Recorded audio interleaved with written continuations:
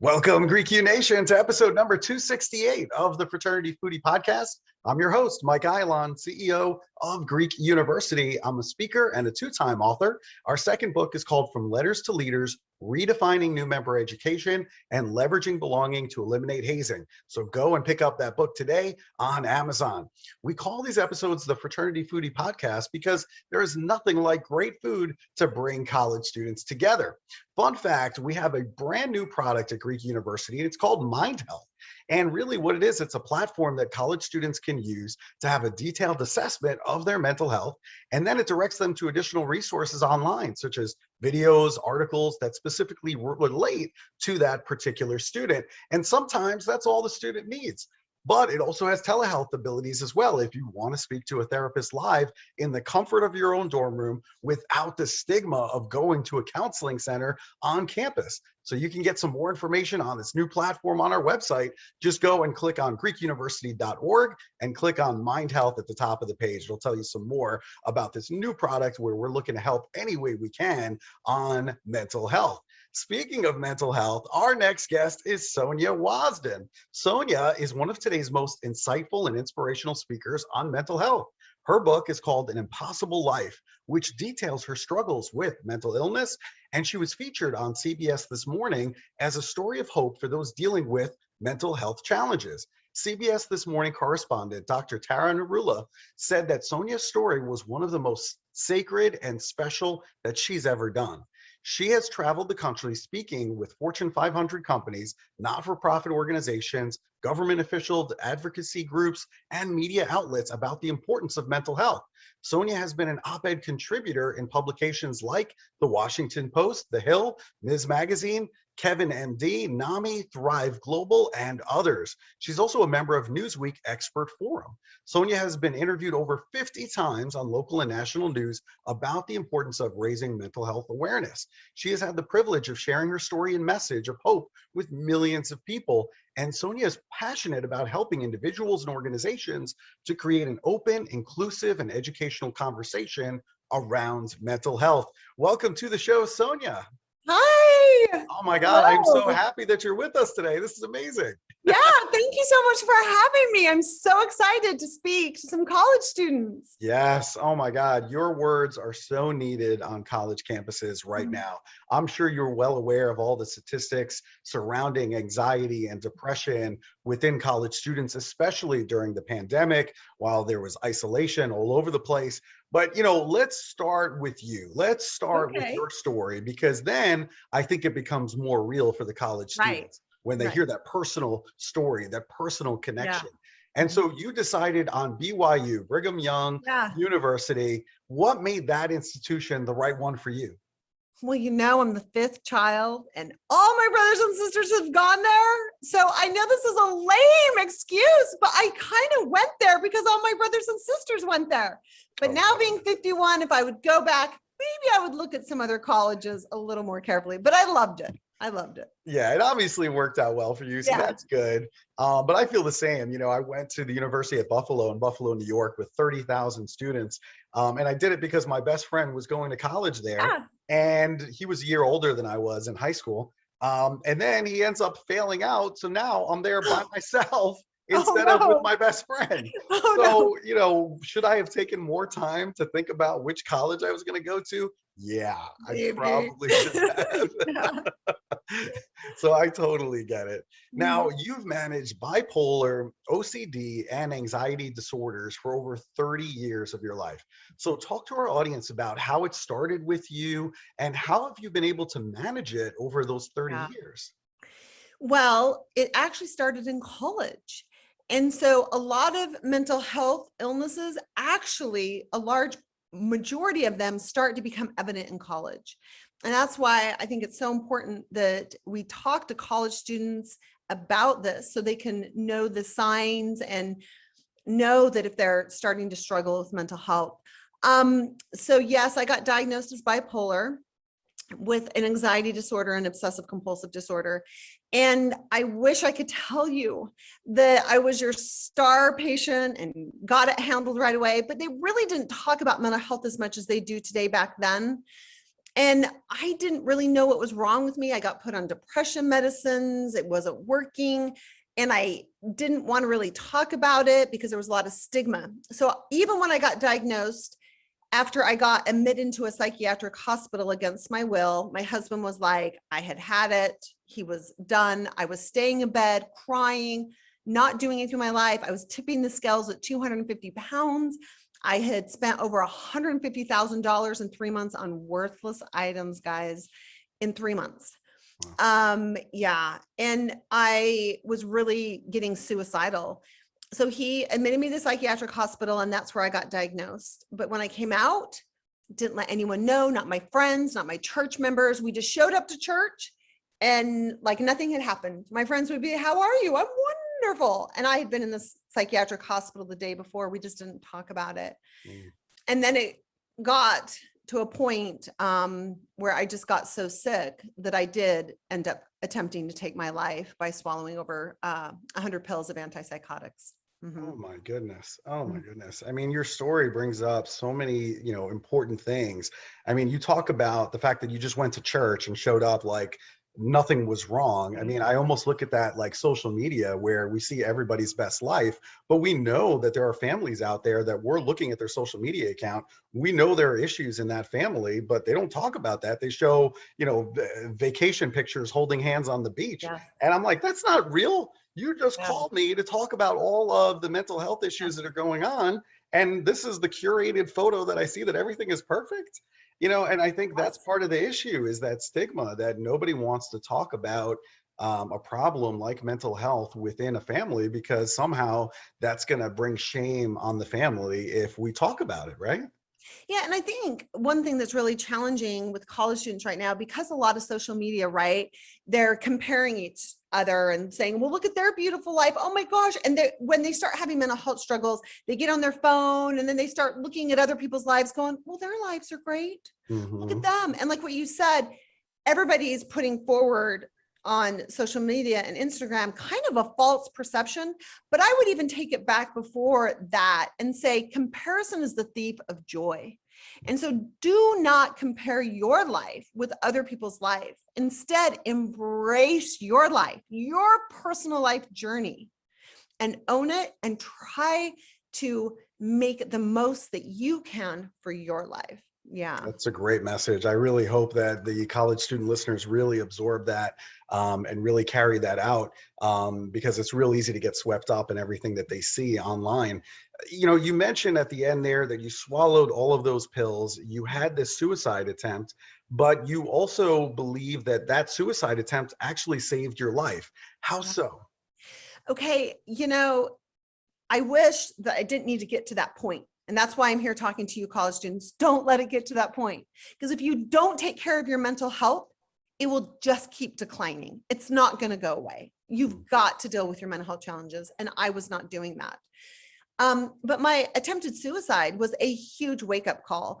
And obviously, right, the ambulance blaring lights at my house, me being taken out unconscious on a stretcher. I was taken to the hospital where my husband was currently CEO. And my secret was out, right? So I wish I could tell you I was brave. I came out and said I have mental health challenges, but I didn't. My secret got out because, I was hiding, got so bad.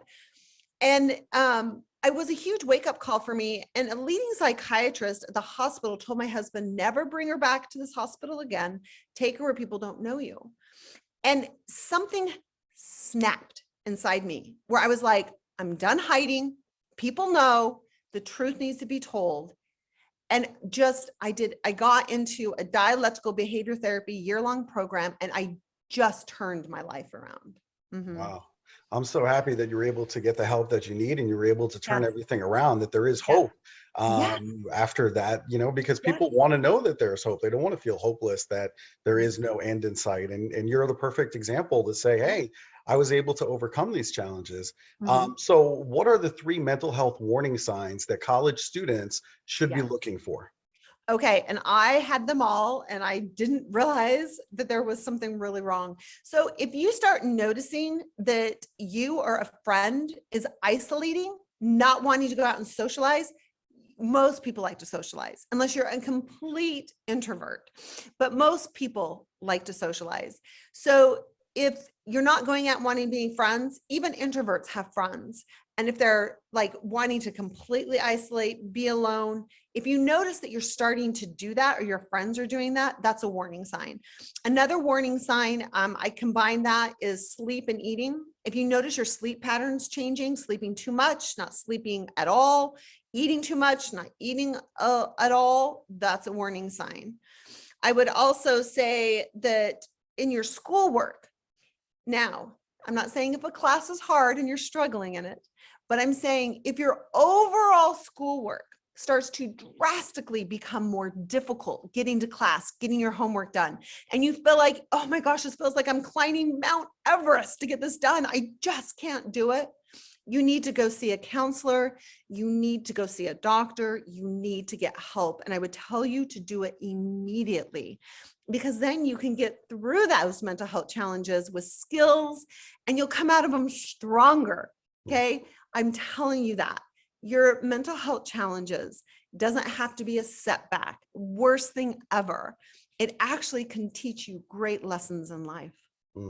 Well, here's the problem, right? So I speak on college campuses, and then I have college students coming up to me saying, Mike, great program up there, amazing, but can you help me with this other problem, which is that I'm trying to get an appointment at the counseling center here on campus, and it's a 4-week wait time to see a therapist at the counseling center. Yes. So I guess my question is, what are some ways that college students can improve their mental health, especially if there's like a really long lag time by the time they can actually see a therapist? Yeah.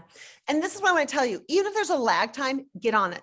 Don't be like, oh, this is a waste of my time, I'll get better by then. No, you're right. There's not enough mental health resources. What you just brought up is a huge problem, but I loved what you said, a solution. What are some things that you can do?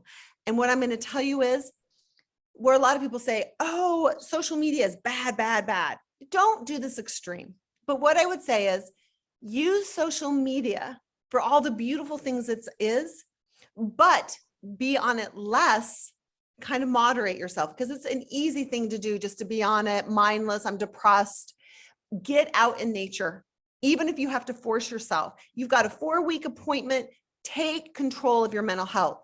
And I'm telling you, getting outside, going on a walk, go meet a friend to have a drink or some ice cream, get out, go with a friend, get in nature, go on a walk. Now you're going to say to me, well, I did that and I didn't feel better, right? Because I've had that happen. Do it again and again and again, and you will start to feel better. Because trust me, I've had my therapist, my doctor said, so you go into walking in nature. I did it. I was like, oh, that was worthless. That didn't work. But what I'm telling you is, if you continue to do those small little things every day, it will get better. Another thing is, your best is enough.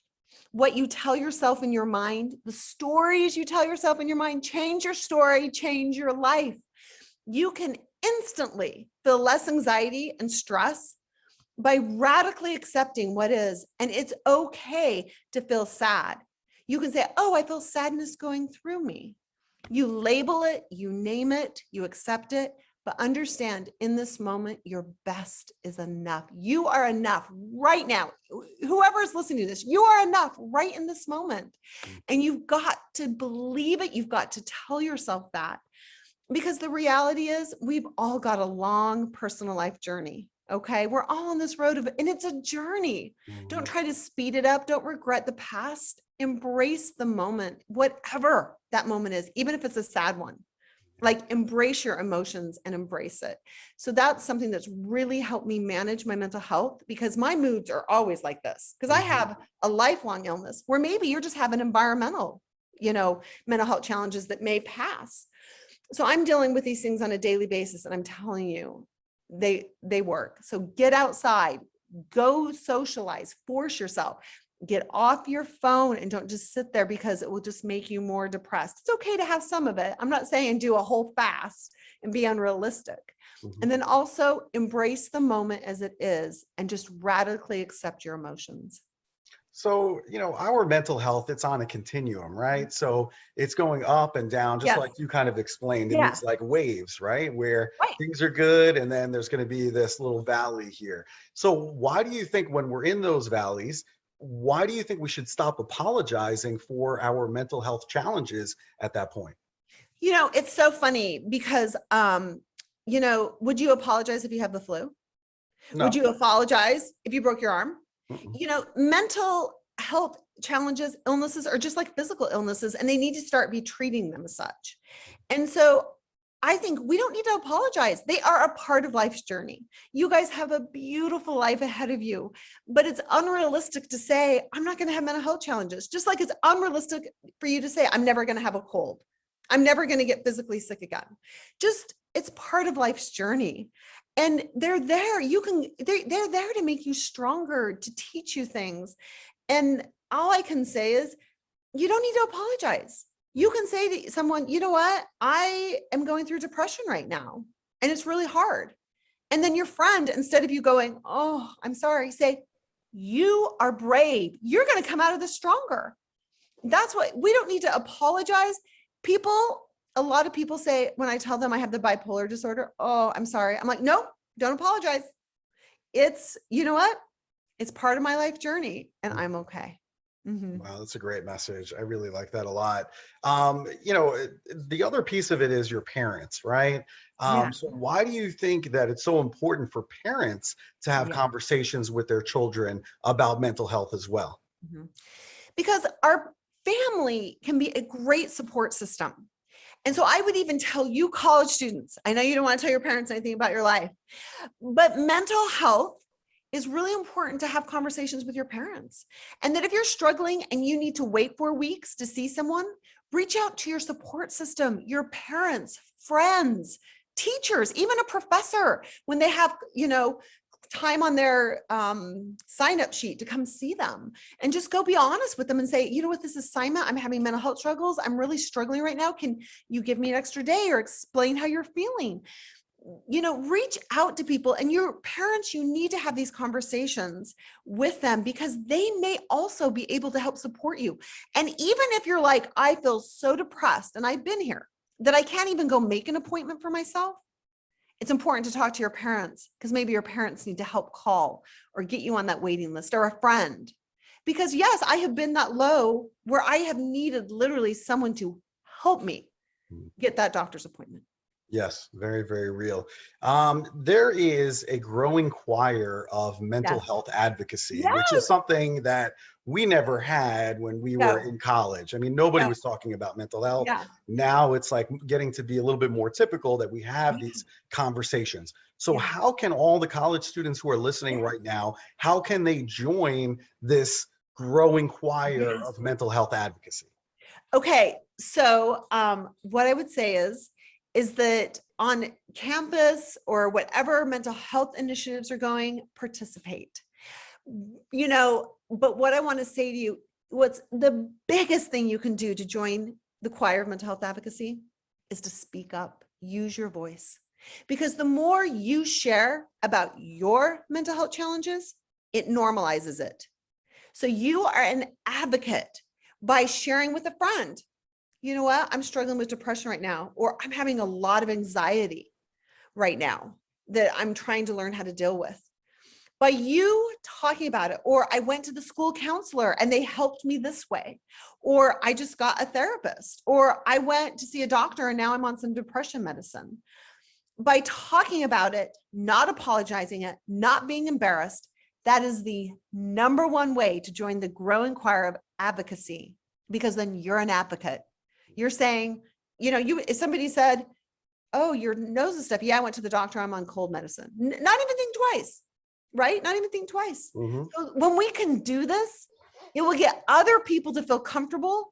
And when other people feel comfortable, they have proven statistically, they're more likely to go get help. Yeah. And it will save, and you guys, it will save lives. It will save lives. because people Yes. get so sick, they get to a point of suicide. Mm-hmm. So no, by you speaking up and getting help and telling people you're getting help, you could be saving. You don't know that one person who might be struggling with suicidal ideation might go, oh, I'm not alone. I'm not the only one struggling. They're getting help. Yeah.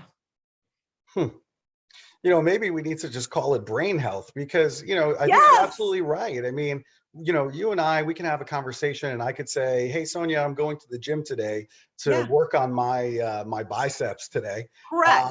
And that's totally normal. And yeah, okay, Right. you're going to the gym. No big deal. But if I say that I'm going to work on my mental health, suddenly it's like, oh, I'm so sorry. Yeah. Why do we treat those two things differently? I mean, they should be the same essentially. I know. And when I say stop apologizing for your mental health, people stop apologizing to the person for having them. Right. It's a two-way conversation. Stop the apologizing. Stop the pity party. I'm so tired of mental health being this gloomy, worst thing, weakness. No, they're just a part of life's journey.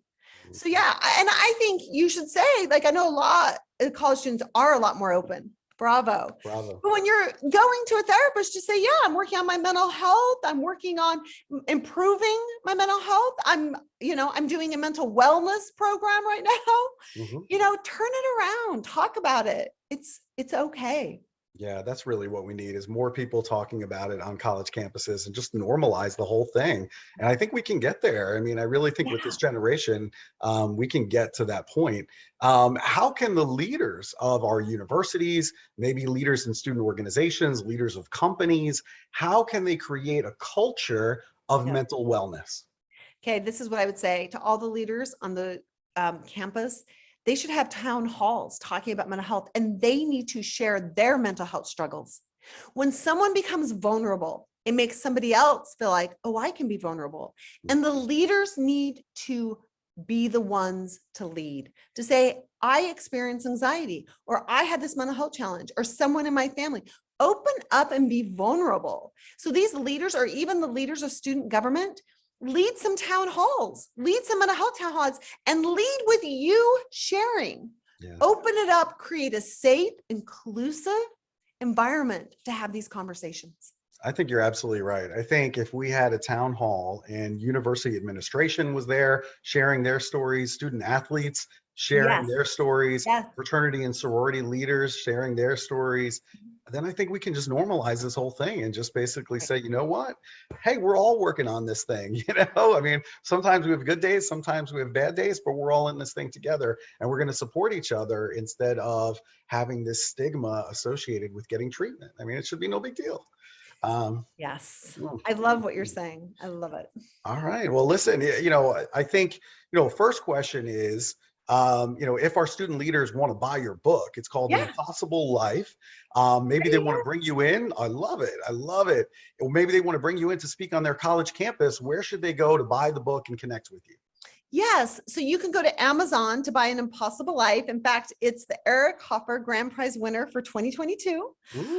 Yes, we're so excited. And if you want to connect with me or have me come speak, I do speak at colleges. I just spoke to and societies. I just spoke to Iowa, all their honor students for the whole state of Iowa.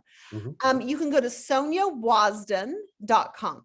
And you can just click up a little form to contact me and we can talk. That sounds really, really good. Now, one other thing, I'm going to catch you a surprise here now. We love good food here at the Fraternity Foodie Podcast. And I think I get the sense that you're a little bit of a foodie too, that you really appreciate fine dining, right? So, I mean, can you tell me locally, like, I don't even know where you are in the country, but I'm in locally, Iowa. Where do you go for a good meal? I love Blaze Pizza. I don't know. It's a pizza place where they make your whole pizza and you get to pick whatever you want. But you guys being a foodie, I have some fun tips. So really quick, I'll give you guys that actually are a mood booster. Oh, that's good. Okay. When you go out to eat, start with dessert and then order every dessert on the menu and you guys all share it. Right. But I know with COVID, cut it up and put it on the plates. Don't just bite it. Right. But anyway, so start with dessert and order one on all of the menu, one of everything. And then you can have a great conversation to rate the desserts and just have a conversation of which one's the best, which one do we not like.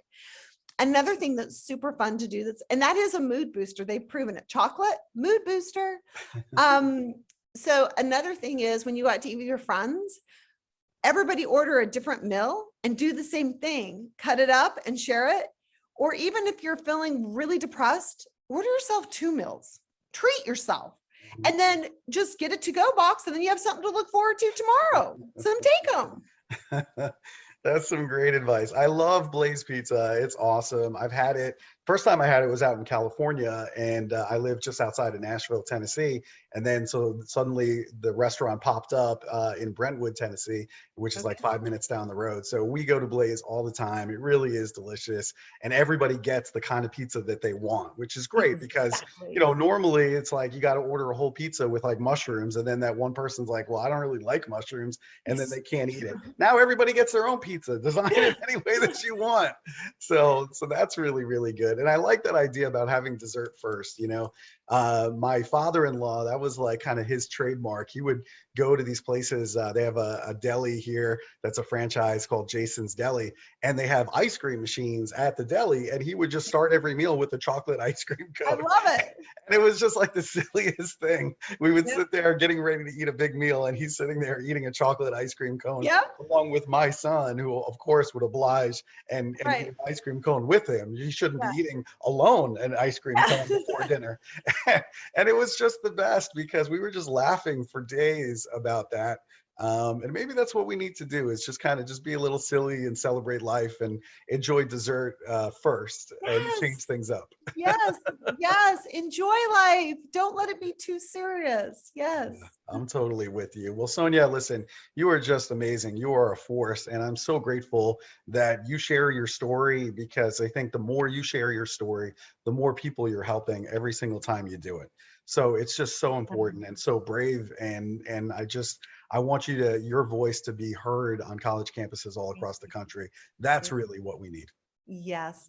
And to all you college students, I want to tell you again, you are enough. Everything you have within you. Amen. I totally agree with that. To our listeners, if you enjoyed Sonja's talk today, make sure that you like it on social media. Make sure you share it with other college students that might be going through a difficult time right now. And we just appreciate you listening. So thank you so much for being a part of our show today. And we hope to see you on another episode of the Fraternity Foodie Podcast. Thanks so much. Thank you. Bye-bye. Thank you. Have a good one.